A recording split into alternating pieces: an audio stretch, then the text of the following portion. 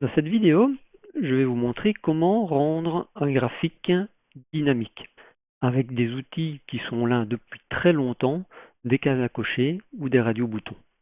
Quel va être réellement le but? C'est de pouvoir dire dans ce graphique, je veux montrer simplement les claviers, les écrans, les souris ou tout ensemble.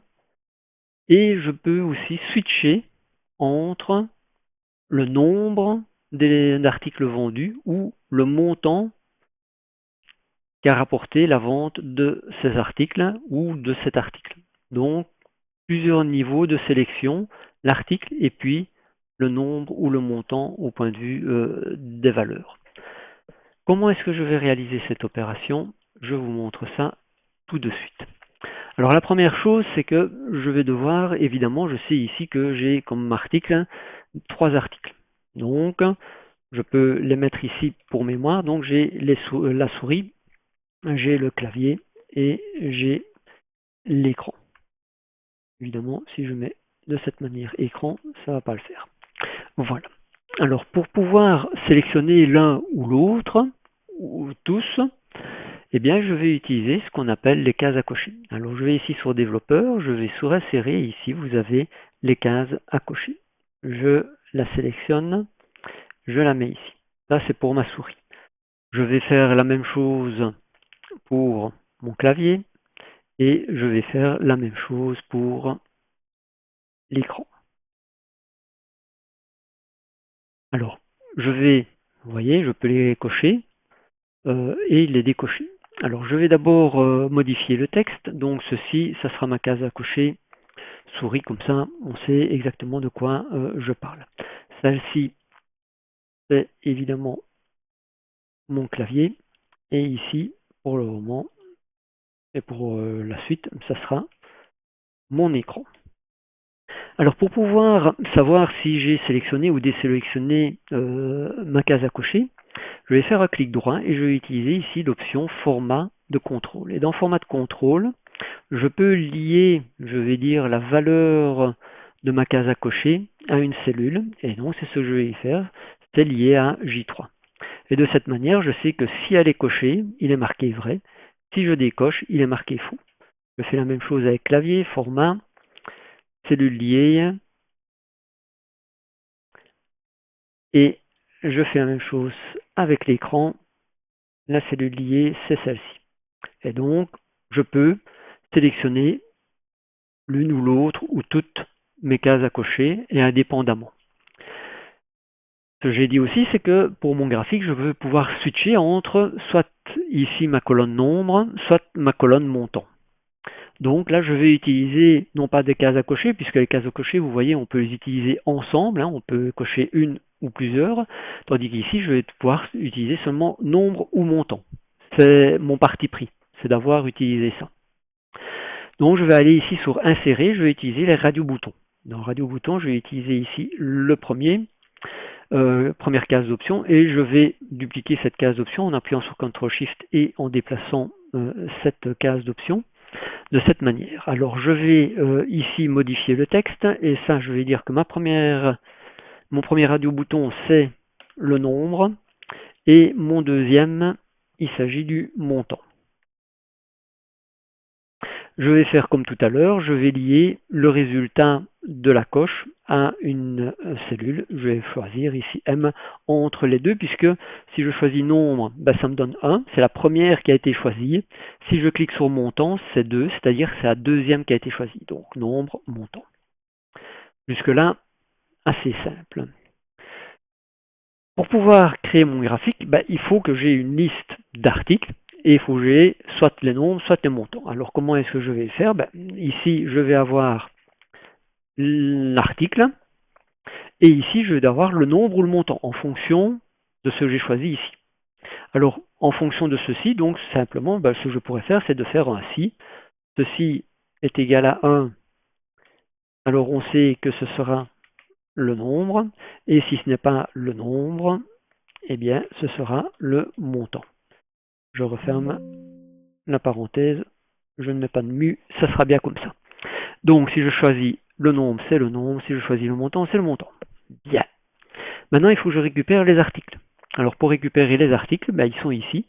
Et il faut que je récupère les articles là où c'est marqué vrai, évidemment. Alors comment est-ce que je vais faire? J'utilise simplement une fonction filtre, je récupère ceci, et je récupère ceci à quelle condition? Que ceci soit égal à vrai. Je ferme la parenthèse. Et donc ici, effectivement, j'ai souris et écran, il met bien souris et écran. Si je choisis clavier, il va me le mettre. Donc vous voyez, c'est super réactif. Ici, maintenant, il faut que je trouve le nombre. Le nombre, c'est ici que je dois aller le rechercher. Comment est-ce que je vais aller rechercher ce nombre? Vous savez, c'est assez simple. Il y a une fonction qui s'appelle SOMSI où je vais lui dire, je vais prendre une plage, où je vais faire ma somme. Alors ici, c'est nombre que j'ai choisi, donc je vais prendre d'abord, pardon, il faut que je prenne ma bonne table data. Je vais prendre nombre, ça sera la somme que je veux sommer. Je vais dire quelle est ma plage. Eh bien, ce sont mes articles. Donc, à nouveau, je vais dans Tab Data et je vais prendre article. Et quel est mon critère? Si je mets mon critère, voilà, c'est souris, et je ferme la parenthèse, je vais avoir effectivement la somme de toutes les souris qui ont été vendues pour l'année 2025. J'en ai 348. Mais ce que je veux, c'est que ce soit dynamique. Donc, je veux qu'ils me mettent le nom pour les souris, mais pour le clavier et pour l'écran. Comment est-ce que je fais? C'est simple. Ici, à côté du petit H12, je vais ajouter le signe dièse. Et de cette manière, ça va propager ma formule en fonction de ce qu'il y a ici dans la colonne article. Et voilà. C'est très simple. Maintenant, je sais que j'ai le nombre, mais il faut que ça s'adapte si je choisis nombre ou montant. Donc, comment est-ce que je vais faire? Je vais simplement faire ici un petit si. Si ceci est égal à 1, eh bien, ça fait effectivement cette somme de nombres. Hop. Et ou sinon, ça ne fait pas le nombre. Il ne faut pas prendre la colonne nombre, mais il faut prendre la colonne montant. Je valide. Certainement qu'il y a quelque chose que... Ah oui, mais c'était pas ici que je devais prendre, évidemment. Si, c'était bien là. Montant, c'est bien ça. Article, j'ai un nom, donc il y a quelque chose qui n'est pas correct. C'est bien somme science, tab data, le montant, tab article H12. Oui, là, voilà. Mais en fait, ici, il m'a un peu changé. Il m'a mis mon M4, je ne sais pas pourquoi. Mais donc, c'est bien si M4 est, M1, M4 pardon, est égal à 1, alors il doit prendre le nombre, ou sinon, il prend le montant. Comme ça fonctionne nettement mieux. J'ai ici le nombre, et si je clique sur montant, il m'adapte et j'ai le montant. C'est très bien, et donc là, je vais pouvoir aller choisir mon graphique, comme je l'ai fait tout à l'heure, et j'ai quelque chose qui est assez réactif, on va le voir. Ici, j'ai montant. Si je choisis le nombre, eh bien, j'ai nombre, et c'est bien 348. Si je choisis montant, au point de vue de la souris, c'est 4854,67. Donc, ça réagit très bien. Par contre, si je désélectionne écran, là, on voit qu'il y a un petit souci. C'est-à-dire que je lui ai dit que mon graphique, en fait, il prenait 3 lignes d'articles. Mais si j'en sélectionne que 2, il devra en prendre que 2. Parce que ici, j'ai du vide. Et là, du coup, il me réserve une zone vide au cas où j'aurai mon écran. Et ça, ce n'est pas ce que je veux. Ce que je veux, c'est que ce soit vraiment dynamique. Donc, ce que je vais faire et ce que je vais utiliser pour que ce soit vraiment dynamique, je vais utiliser ce qu'on appelle dans Formule, gestionnaire des noms, donc une zone nommée. Alors, je vais faire nouveau. Alors, je vais avoir une zone pour les articles. Donc, je vais mettre articles. Ça va être H12, mais évidemment, mes articles, c'est pas que H12, c'est H12 plus 1 ou 2.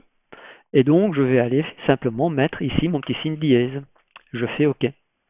Je vais faire un autre qui sera ma fameuse somme, soit somme du nombre d'articles vendus, soit la somme du montant. Ce ne sera pas en H12, mais ça sera en H13, pas en H13, en I13, I12. On va y arriver. Et je vais mettre mon petit signe dièse. Je fais OK. Et donc, effectivement, au point de vue de la somme, là aussi, il va réagir en fonction de ce que j'aurai sélectionné. Pour le moment, ça ne fait rien du tout, hein. Si je sélectionne ici, ben, vous voyez, ici, on a déjà une petite différence, mais non, en fait, elle est toujours là, cette zone réservée.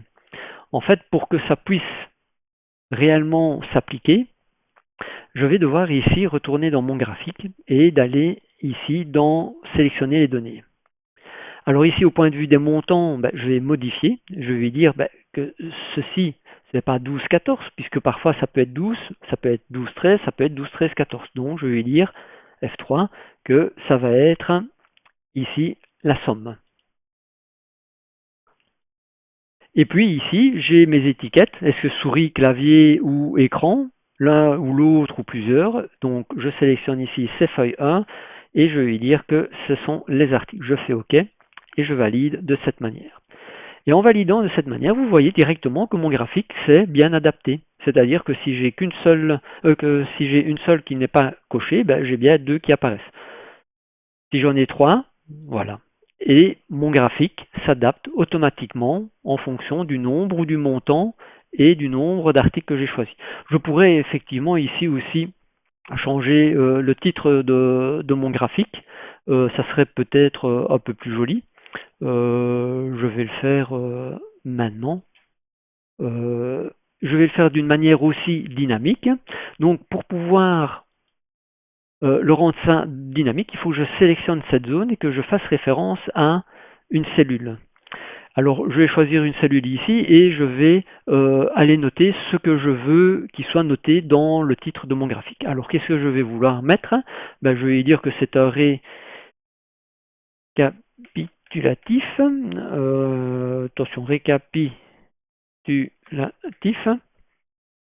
Euh, alors, dans récapitulatif, c'est très bien, mais je vais dire que c'est soit un nombre, soit un montant. Donc, je mets ici l'esperluette. Je vais dire que ça sera ici, puisque ceci change en fonction de la sélection ici. Ça met soit nombre, soit montant. Donc, je vais mettre effectivement que ça fait référence à ça, pardon. C'est vrai que ici, j'ai pas mis d'égal, donc ça va pas fonctionner. Ensuite, je mets la fin, donc je referme ma parenthèse, je vais faire un petit espace, je vais mettre deux points, puis je referme ma parenthèse, et puis après, ben, je vais devoir lui dire ce que je veux voir apparaître, c'est-à-dire quels sont les différents articles qui ont été choisis. Donc, on a vu tout à l'heure, hein, qu'est-ce que je vais utiliser? Ben, je vais utiliser filtre. Oh bah non, je vais par exemple utiliser souris. Je vais faire non, non, non, je vais pas faire comme ça, puisque ça ne va pas me permettre d'avoir tous les articles, ça va les mettre n'importe comment. Donc ce que je dois faire, en fait, je dois utiliser une fonction qui va me permettre de tout joindre, donc joindre texte. Je vais dire qu'il faudra des tirets entre chaque élément.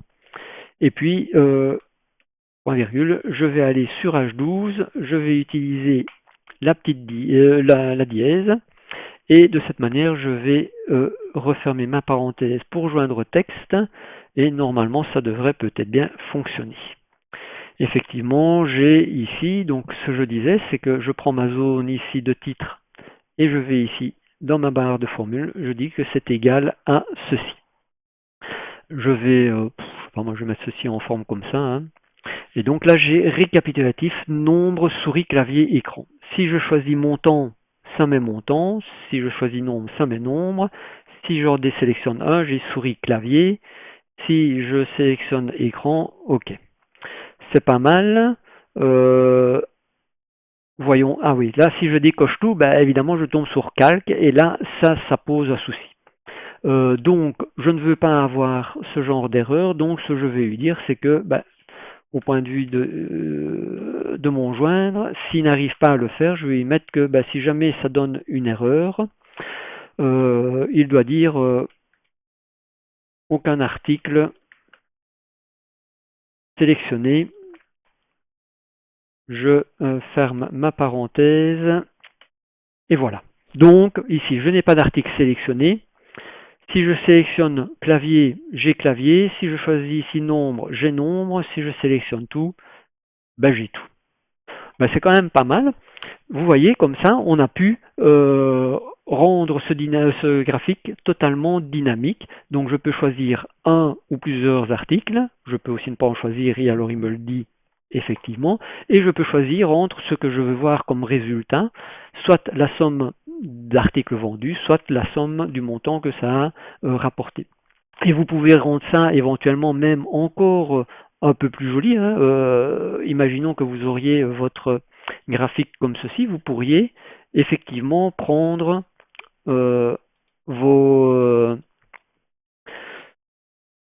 vos sélections ici. On va les mettre par exemple ici en premier plan. Et donc je vais la mettre ici par exemple juste à côté de nombre.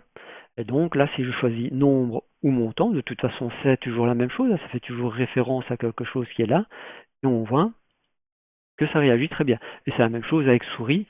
Vous pourrez, je vous laisse faire évidemment, hein, c'est à vous à choisir effectivement la façon dont vous voulez mettre vos données. Je ne sais pas, moi je vais les mettre comme ça ici. Je vais les faire apparaître au premier plan. Et puis je vais prendre par exemple clavier, je vais le mettre ici, là, et écran, je vais le prendre et je vais le mettre là.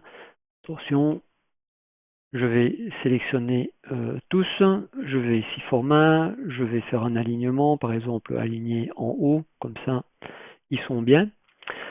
Et de cette manière, ben voilà, je peux sélectionner ici, et on a l'impression que c'est quelque chose que complètement intégré au graphique. Vous pourriez même vous amuser à insérer éventuellement une petite forme pour rendre ça encore plus joli.